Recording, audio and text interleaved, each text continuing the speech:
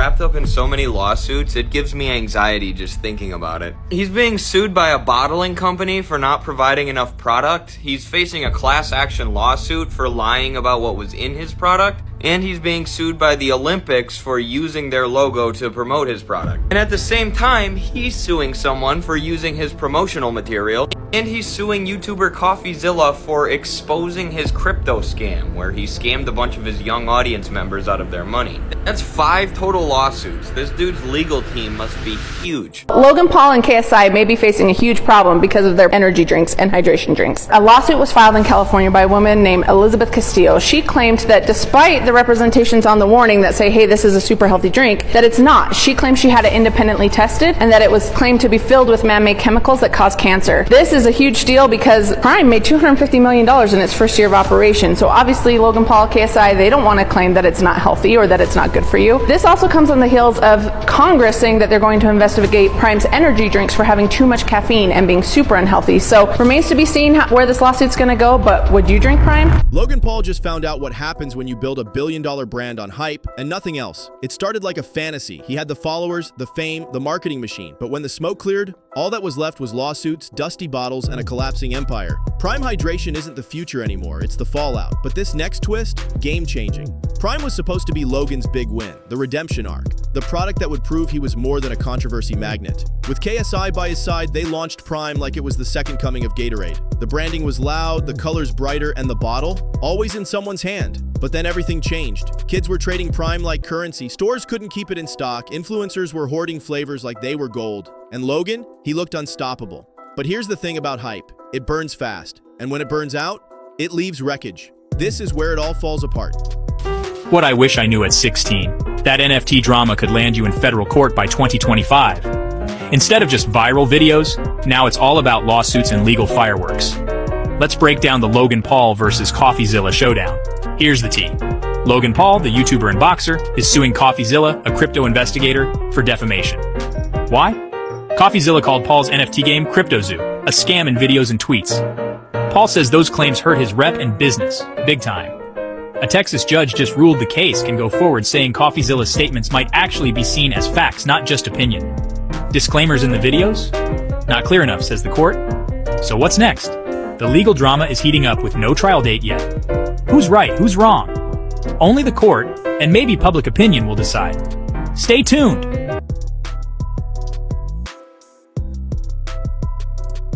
By 2024, Prime wasn't trending, it was tanking. In the UK alone, sales dropped from $122 million to just $33 million. That's not just a dip, that's a nosedive off a cliff. Their net profit crashed from $3.7 million to $312,000. That number wouldn't even cover refunds for Logan's last crypto scam, and it gets even messier. Globally, things are worse. Prime's worldwide sales dropped 92%. That's not just bad, it's catastrophic. Even in the US, where Prime was strongest, the hype faded. Sales in early 2024 were down 40%. People weren't just over it, they were avoiding it. Retailers stopped restocking, shelves stayed full, and fans stopped caring. But the real chaos starts here, because Logan's not just facing business failure, he's drowning in legal trouble. Right now, Prime is buried under nearly $100 million in lawsuits. It's hard to even keep track. There's a $67 million case from Refresco, the bottling company he bailed on.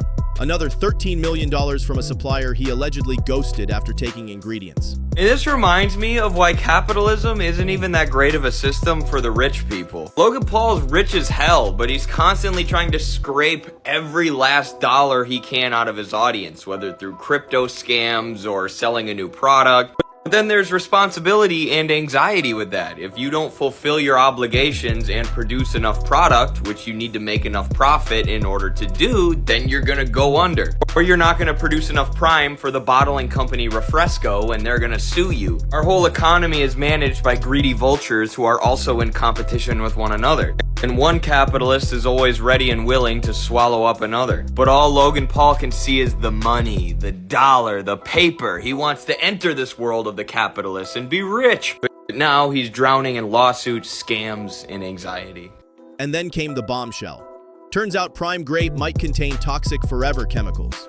That led to a $5 million pass lawsuit. And that's not all. One group filed a caffeine class action over how much stimulant is packed in the energy drink and how they were targeting children.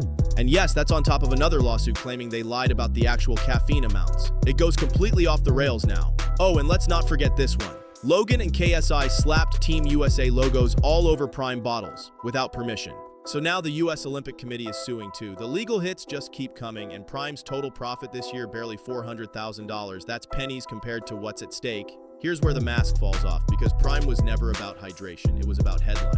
Logan didn't want to build a legacy, he wanted a fast cash out, a fake win to wash away Crypto Zoo. He wanted headlines that said billion-dollar brand, not lawsuits and refund requests. But now the headlines are brutal, and then total chaos. Logan Paul just cooked up a response, a fire response to that one dude that's that TikTok lawyer. He got 16 million views, and he started this whole PFO, SO, whatever, Prime thing. He's saying that it has forever chemicals in the Prime drink. He cooked up a fire response. Let's go ahead and watch it real quick. He just posted this too. Not only is there a lawsuit against Logan Paul's company Prime for there being PFOs, which are forever chemicals, in the Prime hydration drink. All right, let's talk about this. First off, anyone can sue anyone at any time. That does not make the lawsuit true, and in this case, it is not. There's claims that PFOS or forever chemicals come from plastic. So in this case, they're not talking about the actual drink, the liquid Prime. They're talking about the bottle that Prime is manufactured in. This ain't a rinky-dink operation. We use the top bottle manufacturers in the United States. All of your favorite beverage brands, Coke, Pepsi, Tropicana, Dr. Pepper, they use these companies. If the product is served in plastic, they make a bottle for them. So to make a long story short, that guy that you guys saw in the beginning of the Logan Paul clip, he said that there's forever chemicals inside of Prime drink, which that is false, and he proved it. Also, he gave the guy that made that video that hit 16 million views 48 hours to respond in an apology, or else he's going to be seeing him in court. What do you guys think about this? You'd think someone who's been dragged this many times would have learned, but Logan doubled down. He bragged, he laughed, he called critics haters, all while the numbers kept falling and the lawsuits kept stacking. Prime wasn't just crashing, it was imploding. And Logan, still pretending it's all part of the plan, but things were about to explode because even longtime fans are walking away. The kids who once saw him as a hero now see a scammer with a new label. The drink that was once cool, it's now a punchline. Prime became the new Fire Festival, but in a bottle. And the internet, they're watching it burn. The drama only gets deeper. They weren't selling a drink, they were selling a fantasy. Prime drops were hyped like sneaker launches, mystery flavors, flashy collabs, limited runs. It was all smoke and mirrors. Kids were flipping Prime bottles like they were Yeezys. At some schools, there were full-on resale markets. Students were making cash just selling single bottles. But things went downhill fast. Prime became more than a hydration drink. It was a status symbol. Until it wasn't. Because hype only lasts if your product actually delivers. And once Prime became easy to find, people started tasting it for real. And let's be honest, it tasted like melted candy and disappointment. This next part? Straight up wild. Some said it tasted like swallowing perfume. Others said it reminded them of moldy Skittles. Either way, people caught on. It was just overpriced Kool-Aid wearing gym clothes. And instead of fixing the formula, Prime flooded the market with so many flavors it felt like Logan was trying to unlock achievements. It gets worse. There was no direction left. Was Prime for athletes? For kids? For gamers? No one knew. Not even the company. The brand had no identity. Just Logan Paul's face and a shouty slogan. And instead of dialing it back, Logan started forcing it harder. Every podcast, every interview, every cameo, Prime was shoved into everything. But here's where it really explodes. They even tried weird stunts to keep it relevant. Over-the-top promos, cringy gimmicks, and public shade toward brands like Gatorade and Liquid IV. But when your pitch becomes, we suck slightly less, that's a red flag. And it didn't stop there. Prime claimed it was a healthy hydration drink, but the facts told a different story. Brace yourself for this one. Doctors, nutritionists, and health experts started slamming Prime for what it really was. A sugar bomb with a flashy label. Some schools even banned it. Parents started warning each other. And Logan, still on camera saying, "Trust me, bro." Yeah, we've heard that before.